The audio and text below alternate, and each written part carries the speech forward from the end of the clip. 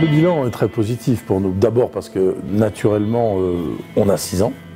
Et que pour un festival, avoir réussi à faire 6 éditions, c'est quand même le signe d'un intérêt croissant du public et des artistes. Et je pense que ça, c'est quelque chose qui n'était pas donné. Quand il y a 6 ans, nous nous sommes lancés dans ces rencontres étudiantes de la performance. Et aujourd'hui, on voit bien que du graphisme à l'art, l'acte performatif, le corps en mouvement, est de plus en plus mis en avant, est de plus en plus interrogé. Et ça, je pense que c'est lié évidemment à la situation sociale, évidemment à la question de l'art aujourd'hui.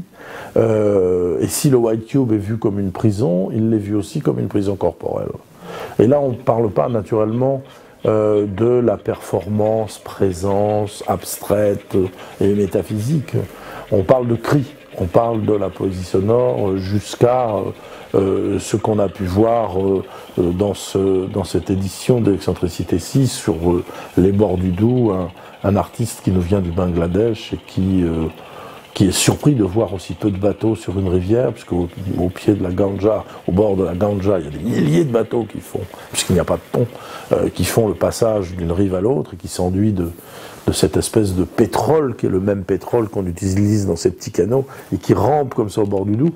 Et les gens qui étaient là ont pu voir le nombre de spectateurs à l'intérieur du musée, dehors. C'était la même chose au CDN.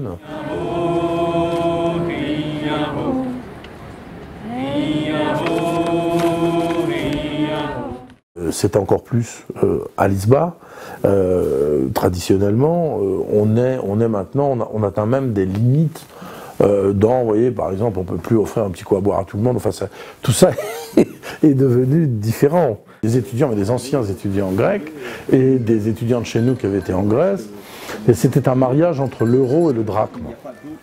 Donc la vieille drachme et l'euro, et l'idée c'était évidemment, on s'en doute bien, de réfléchir sur cette question de la crise, la question des mariages arrangés, la question mariage d'amour ou mariage arrangé, fête ou pas fête, divorce ou pas divorce, sortie ou pas sortie, et choisir dans un pays où l'Église compte à ce point, y compris économiquement, je veux dire la Grèce, le rituel du mariage comme allégorie des questionnements politiques que pose la crise économique,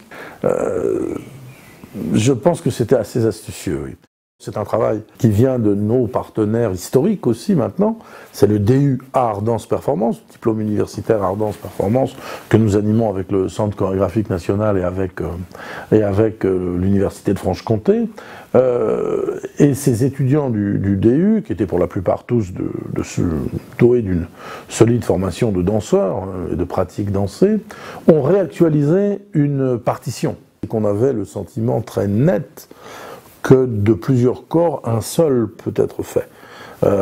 Et évidemment, dans cette jointure des corps, vous avez une lecture érotique, vous avez une lecture politique, vous avez, enfin, de tous les corps faisons qu'un. C'est à la fois une déclaration d'amour et une déclaration révolutionnaire.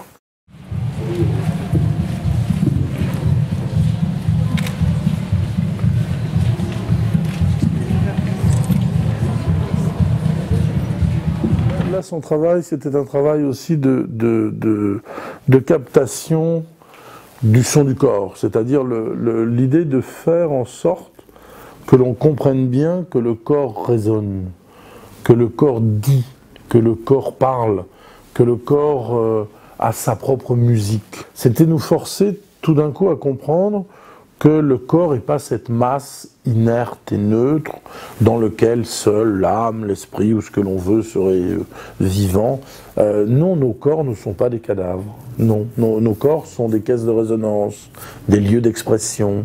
Ils accompagnent tous nos gestes, toutes nos paroles. Voilà, les gens qui regardent ce document, ils le regardent d'une manière telle que leur corps parle, et il n'appartient qu'à eux. Je ne peux m'empêcher d'exprimer des choses avec mon corps. Et mon corps parle, résonne.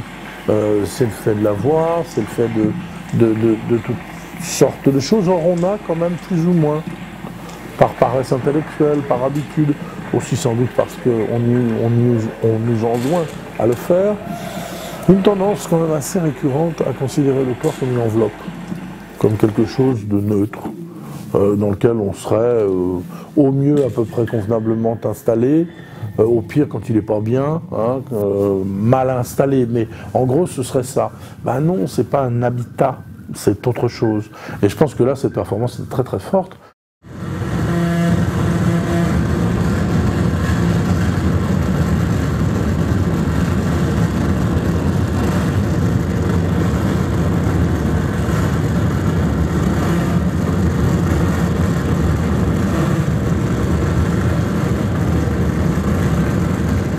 Nos manières de vivre sont des scandales.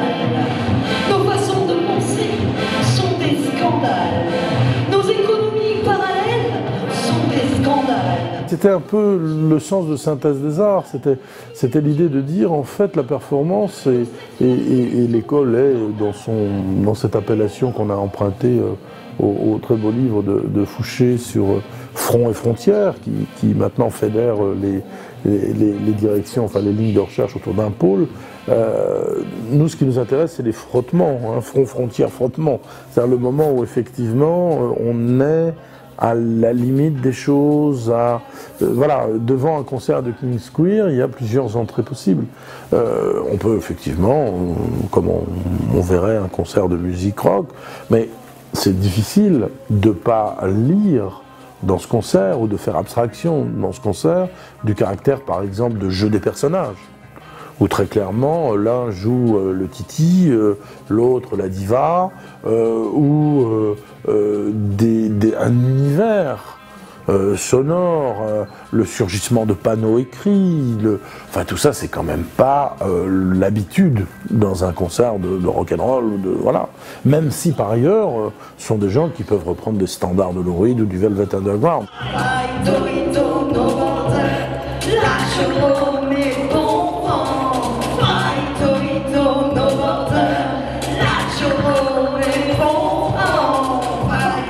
C'était important aussi qu'une parole âpre, une parole engagée, une parole dérangeante résonne dans un musée. Parce qu'un musée n'est pas un tombeau, un musée c'est un lieu de discours, et parfois du discours extrêmement violent et fort. C'est pas tranquille, c'est pas pépère. Parce que le jour où les musées deviendront ça, ils seront morts. Ce seront des catafalques.